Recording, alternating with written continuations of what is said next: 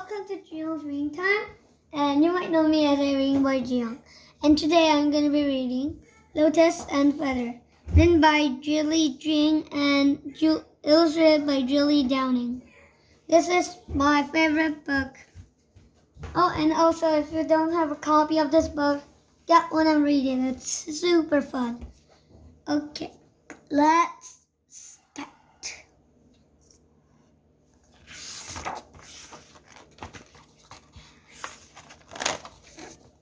Lotus walked home from school by herself yet again. These days, no one invited her to play. Ever since a winter illness had taken her voice, the other kids treated her like a strange creature. Lotus lived with her grandfather, a craftsman who made beautiful baskets out of reeds. Grandpa understood Lotus's loneliness. He stroked her head and invited her to go boating with him on the nearby lake. "This lake used to be so alive," Grandpa said. "Lotus flowers swayed in the breeze. Fish jumped into the boat. Birds sang in the sky and foxes watched from the shore." But now he looked around the deserted landscape and sighed. "It has been ruined by greedy fishermen and hunters and by ignorant people who take over land where animals once lived." Lotus blew a whistle made out of reed. The sound drifted around the empty lake like a wisp of sorrow. One morning, Lotus went to collect reeds for Grandpa. She stopped when she saw a big bird as white as fresh snow standing in the marsh grass. Its wide wings were edged with black feathers like lace on a dress. Above the long curved neck, its head was a crown with a red top like a dazzling ruby.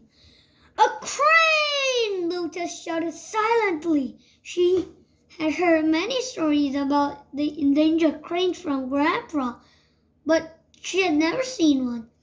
They had stopped coming because the wetland was disappearing.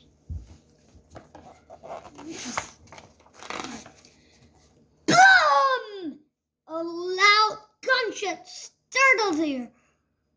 Lotus turned around and saw a man with a hat made out of reeds aiming his barrel straight at the bird. Lotus couldn't utter any sound, but she crouched down and drummed the metal pail with the reed cutter, making a noise like thunder. The hunter fled, dropping his head and never looking back. Lotus hurriedly waded across the wetland toward the bird. When the crane spotted her, it tried to run but collapsed instead. Lotus gathered up the heavy bird. Hold on, please," she pleaded silently. She tottered home to Grandpa, who had rescued other animals before.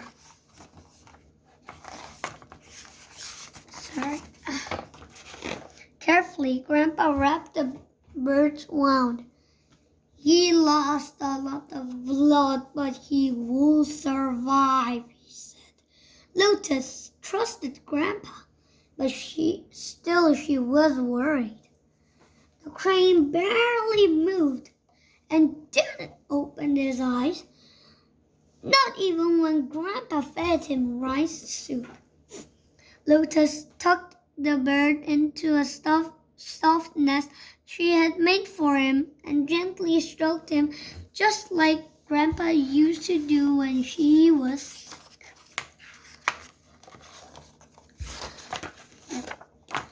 For 2 days, Lotus watched the bird unsteadily and hardly slept. On the 3rd day, she fell asleep by the nest. When she awoke when she felt the air stir, the crane lifted its head for the first time and looked straight at her. Gingerly, Lotus put her small fingers on her head. The bird stretched its neck and rubbed her cheek gently. Lotus' heart pounded and tears sprang to her eyes. Feather was the name Lotus chose for her new friend. When she had washed his wound, Feather stared at her. When she whistled her reed, Feather rubbed her cheek with his head. Filled with happiness, Lotus searched the rocks and climbed trees to find food for him. At night, she often stroked him until he fell into sleep. One day, slowly and cautiously, Feather took his first step. Lotus jumped and swirled and hugged Grandpa peacefully. Soon, Feather was following Lotus everywhere. Her reed whistle, like a magic wand, made him move up, down, slow, and fast. Lotus loved her new friend so much that she didn't want to leave him for school. Grandpa shook his head firmly. Feather, as if he understood what was happening, pushed her outside with his long neck. Then he followed her all the way to school. Feather waited outside Lotus's classroom. As soon class was over, Lotus blew her whistle and here Feather came. When Lotus whistled short notes, Feather pranced on his long thin legs in rhyme. When Lotus whistled long notes, he dipped his neck and opened his wings wide. He could not yet fly, but he could dance. One night, Lotus was awakened by Feather's ungentle cries. Grandpa opened the door to find their front steps underwater. A faraway earthquake had rebirthed the lake and flooded the village.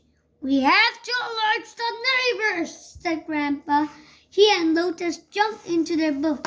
Feather stood tall in the bow. "Wake up! The lake has floated!" Grandpa shouted as he pulled past the dark homes. Lotus struck the metal pail with bamboo stick, then again making noise like a thunder. Feather crowd. House by house, neighbors came out and jumped into their boats. Over 300 villages were saved. Feather was the hero. Feather's story was reported in the local newspaper, and he became famous throughout the province. People stopped by to see the rare bird and hear the story again. Grandpa told him how the crane had been shot. He asked for their help in keeping hunters away from the lake. Lotus always blew her whistle and let Feather dance for the guests.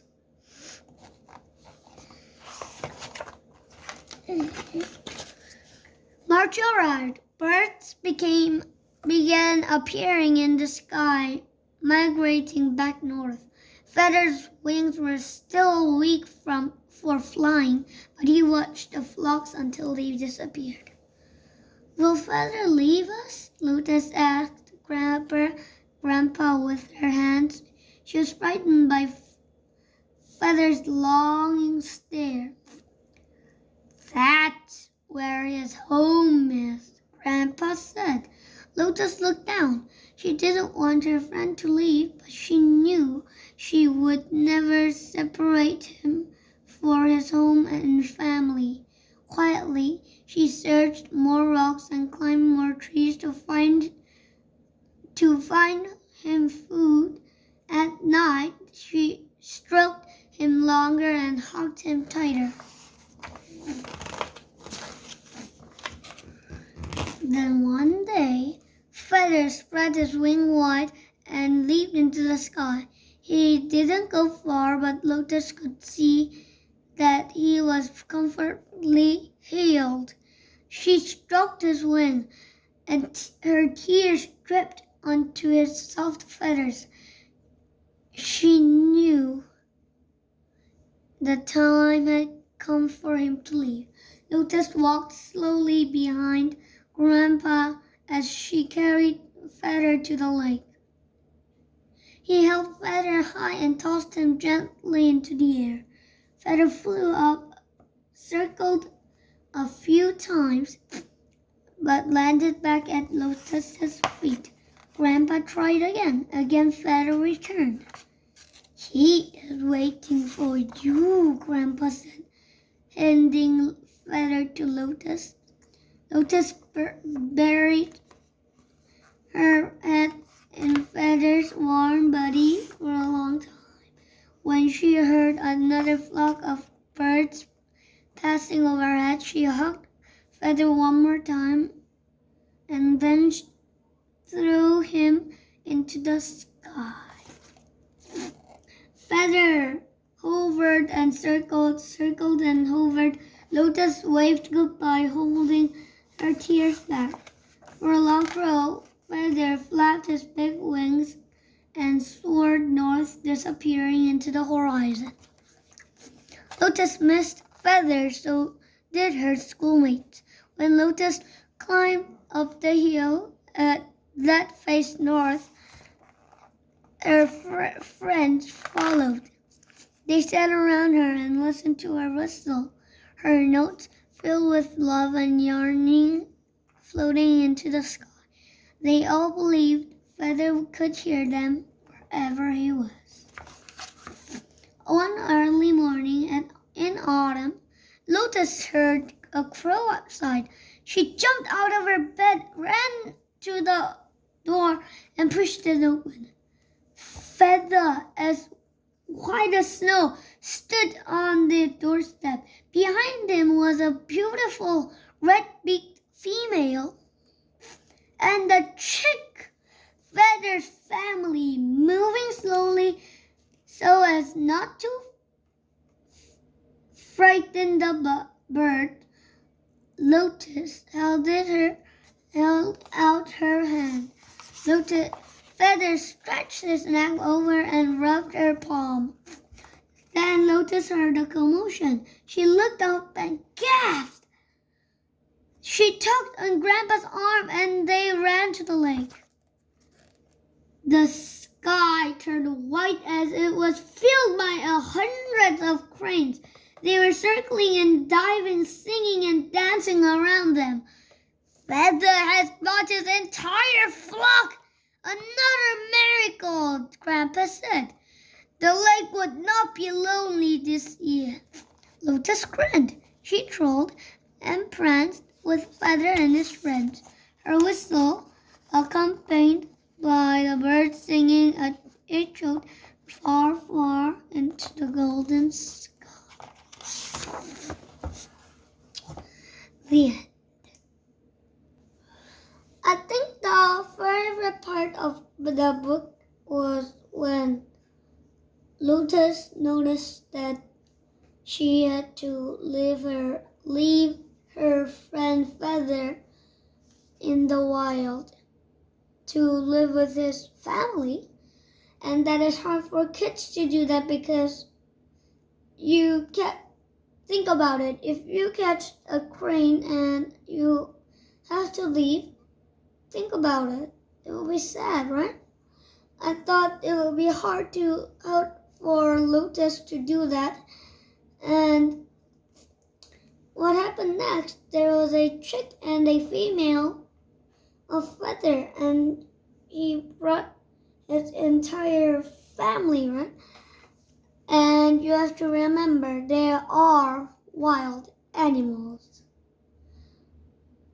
Thanks for enjoying here at Jiang Ring Time, and I will see you next time. Bye!